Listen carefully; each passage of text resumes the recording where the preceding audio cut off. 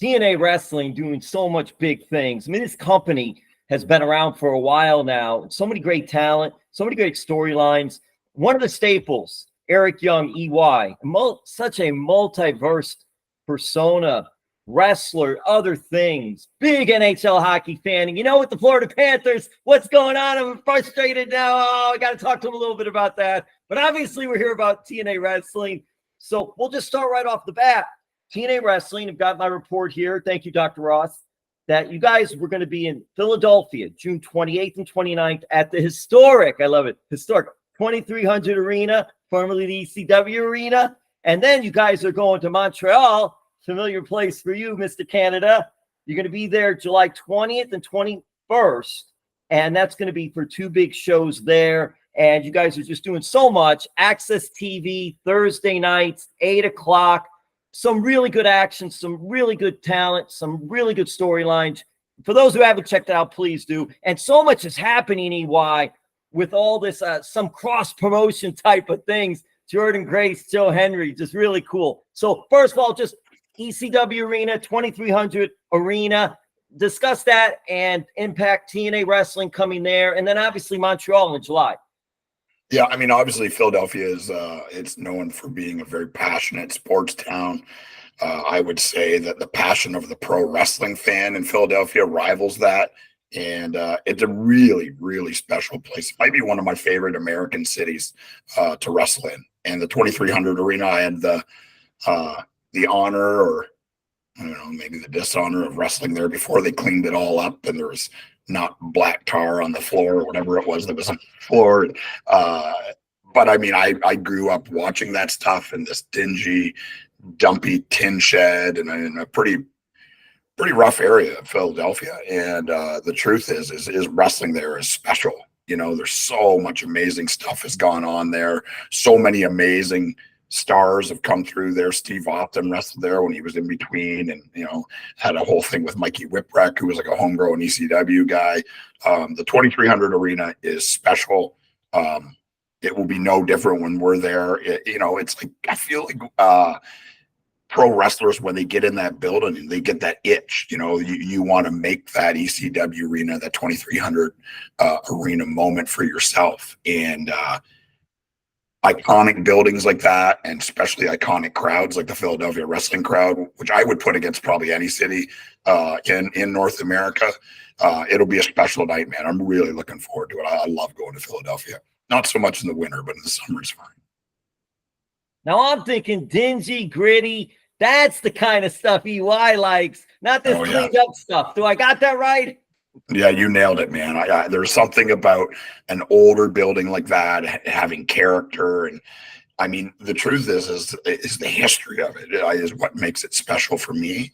I've had my share of special moments there, and going to try to make a couple more coming up next weekend. So yeah, I'm pumped, man. I love going to Philadelphia and wrestling in that arena. It's small, and it's, you know, it's not a great big, you know, hockey arena or anything like that, but there is something very special about it, and I don't think I'm the only one that thinks that way.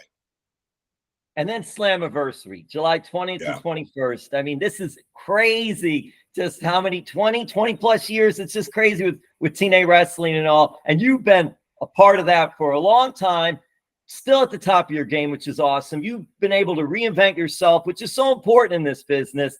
What is it like that it's going to be in Montreal?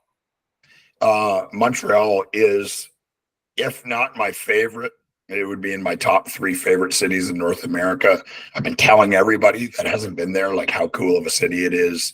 I mean, it kind of feels like you're in Europe, but it's not as old. Montreal is amazing. And I don't have the numbers in front of me, but I think as of now, it's already the highest grossing ticket sales for TNA pay-per-view from 2016 and on, I think, or 2015 and on. So obviously the place is going to be packed. There should be a lot of special stuff go on that night, things that I can't say out loud, but it's going to be good. And Montreal, it's another place. Like, almost anywhere in Canada. I think part of it is that we don't go there often. So when we go to Toronto or we go to Windsor or we go to Montreal, it's special, right? It's not like we're coming through there every 3 or 4 months. This will be the first time TNA's been in Montreal, I think, in 11 or 12 years. So they're starved for it. You know, the Canadian wrestling fan, they're a very singular. I was a Canadian wrestling fan. Like, they're just addicted to the stuff, and sometimes can kind of take over a show, you know, which is when you're in that crowd and the crowd is becoming part of the show and part of the mystique. That's a drug. Like, I was at WrestleMania 20 at the Sky Dome or Rogers Center or whatever you want to call it, and Rock and Hogan and that whole thing, and I'll never forget it as long as I live. Like, honestly, the wrestling fans kind of sabotaged the show.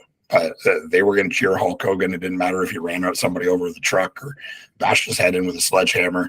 They were going to cheer for Hulk Hogan, and it was a very singular moment in my fandom. And Montreal is going to be a huge, maybe, you know, one of the most important nights for TNA wrestling in the last 10 or 15 years. You know, it's interesting. I don't want to dwell on others, but I got to ask you now, were you one of the ones cheering for Hogan that night? What's going on, EY? I was not. I wasn't cheering for anybody. I was already had been, you know, in the business and training and doing shows. I was just happy to be there. And I can tell you probably couldn't wipe the smile off my face just because of the complete randomness of it. And they had done all this buildup trying to make Hulk Hogan a bad guy, and then he came out and it just wasn't either way. For wrestling fans, if you watch it, like, Hulk Hogan just kind of takes over. He just tells The Rock what to do, and it's basically called on the fly in front of whatever it was, you know, 80,000 people. It really is a masterpiece. I still to this day watch it all the time. When I'm trying to think of what to watch, I watch that and I just grin the whole time because it's a very singular moment for both of them, and for wrestling and for the WWE and just for wrestling fandom in general. You know, it's interesting because I always think of this with especially with Canada. We've got Slammiversary coming to Montreal, as we've talking about. And I know Canada, obviously, NHL, pro hockey. And then I know Canada a little bit more for CFL, Canadian Football League.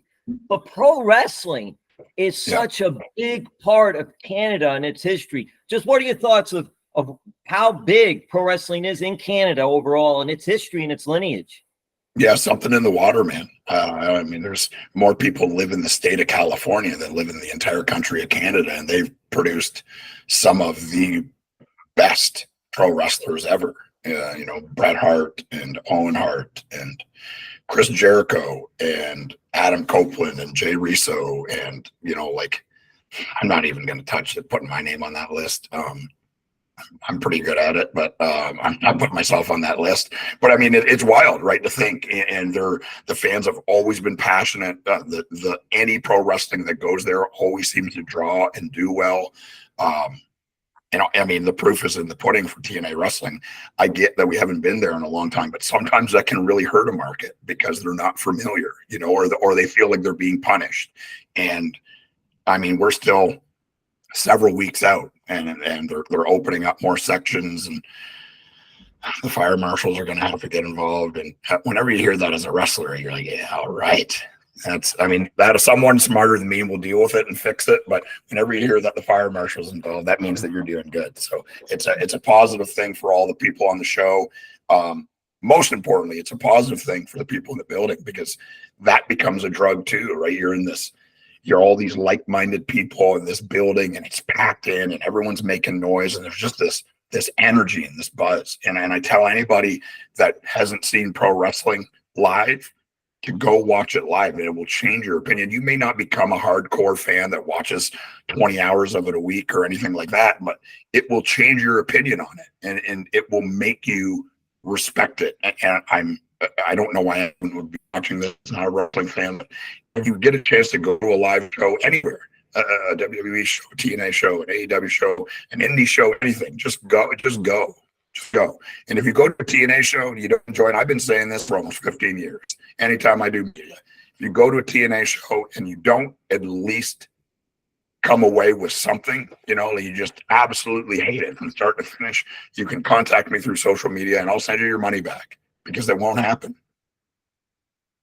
That's interesting you said that, EY. So now I'm going to follow up with this. Have you ever had to do that?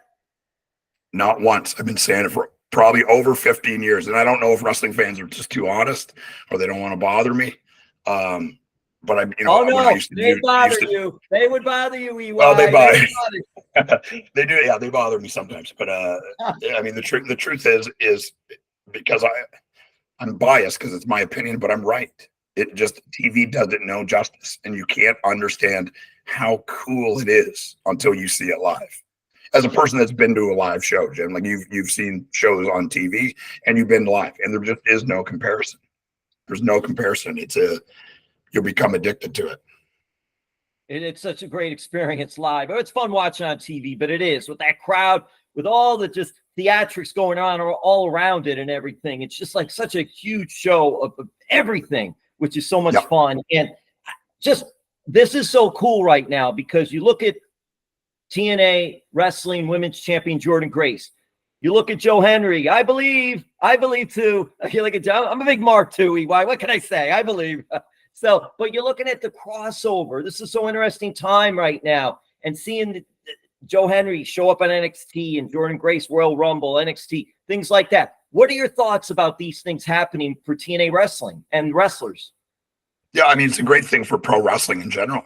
You know, like it's there's just no reason why companies can't work together to benefit everybody. And I think you're seeing literally the seedlings of that, right? Like this is just the tip of the iceberg. And obviously the WWE hold all the cards. They're the big boys on the block, and they should be. They have been around forever. I'm still very friendly with Hunter. We talk not as often as I'd like, but we still do chit chat. So it's a guy that I respect a great deal, and you can see the difference in the product when someone like him is running it. And partnering with, you know, AJ going to Japan to work for All Japan, you know, the deal in between TNA and NXT, and I would imagine that blossoms into bigger and better things. There's just no reason for it not to. I'm not saying I can't guarantee it because I got no say, you know, I got no say, but I supported 100%. I knew it was happening long before it was happening, and it's a really cool thing to see because the truth is pro wrestling fans are the ones that benefit, and that's what we should all be trying to do. Yeah, that's interesting too. And you spent some time there, and you just in a wild, crazy faction, and this was very cool times. I'm curious because with TNA Wrestling, we see like the Hardy Boys, the Hardys, and then we see the Nemeth brothers and all, and this roster, you and Moose and Joe Hendry. And the system, I like the system. I think it's a really cool idea, really creative with that. And I just thought, we'll wrap this up, but we don't have much more time. So I want to wrap it up with this, and then NHL Hockey Panthers will close with that. But what are your thoughts of Hardys, Nemeth, this roster, everybody coming together? Cool moment with them all with their arms in the air together the other night. So just what are your thoughts of this in this roster right now? Well, that's what pro wrestling should be about, is creating these moments. And there's people that are, you know, they're 12-year-old fans, and they're in the crowd that day, and they're never going to forget that. You know, I've been a fan of the Hardys forever. And when Jeff's music hit and he came out, it shook the building. It's hard to explain because the TV just doesn't do it any justice. I'll never forget that. It's got nothing to do with me. I'm standing there in street clothes. I'm ready to get out of there, but I know Jeff is coming out. And I'm going to stay until it happens. And I'm rewarded with this. I mean, this just eruption, you know, just an eruption. And having those guys come here, choose to come here, that's the most important part. And the truth is if you're a person that's passionate about pro wrestling, you're passionate about being creative and doing what you do and entertaining fans and being part of the pro wrestling world, there is no better place than TNA Wrestling. My belief is I could work wherever I want, you know, and maybe that's not true, but I think it is. And I think if you were to ask the other people that run the other places, they would tell you it's true. You're not going to ask them, and they're not ever going to be honest. That's the truth. I can work wherever I want, and I choose to work here because it's what I believe in. And talking about believing in something and wrapping up with this, because if not, Dr. Ross is going to take away my media pass. So I got to wrap it up now. But I got to ask you, what's going on? Tell us real quick, I guess the skinny synopsis, what you're doing with hockey, because you have your own show. Really cool. And what happened? The Panthers, South Florida, we're tasting our first cup. We were 3-0. And then all of a sudden, Edmonton got hot and starts scoring again. And Bob and I don't know what's we should have talked about. I've been thinking about you, Jim. I know that you're a diehard Panthers guy, and me and the guy that do the show, Chris Meany, is called Dangle Bet Selly on FTN Network. You can check that out. There's probably only going to be one more show this year, but we'll be back next year. And we do two a week, Tuesdays and Thursdays. It's gambling based, but it's really about hockey and fantasy hockey, who's going to win and what the players are doing and trends and all that other stuff. But there's lots of hockey left, Jim. If they play like they did in the second and third period, there's only going to be one more game. The truth is they forgot how to play Florida Panthers hockey for the first period and part of the second. And then as soon as they started playing like the Florida Panthers, there wasn't a whole lot Edmonton can do. And I mean, they scored on an empty net and the weird one on Bobrovsky along the ice. That's a fluke. But here's what I know. I bet on both of them to win the Stanley Cup. So I'm a winner regardless. And I want there to be 7 games. So go Edmonton for the next game and then go Panthers for game 7. That's how you end it right there. EY, man. Oh, hey, always appreciate your time. Appreciate what you do. It's just amazing. Followed your career, other things as well. I remember the deep sea and the waters and all. I remember all that, EY. It was good. I'll be talking with you again soon. I got another cool thing coming out here in October. So I'm excited to share it with everybody, but it'll come out in October and probably sometime in September we'll get a chat again. Yes, no Don Jardine alerts here. We're going to keep everything quiet. Thank you, EY. Cheers, man.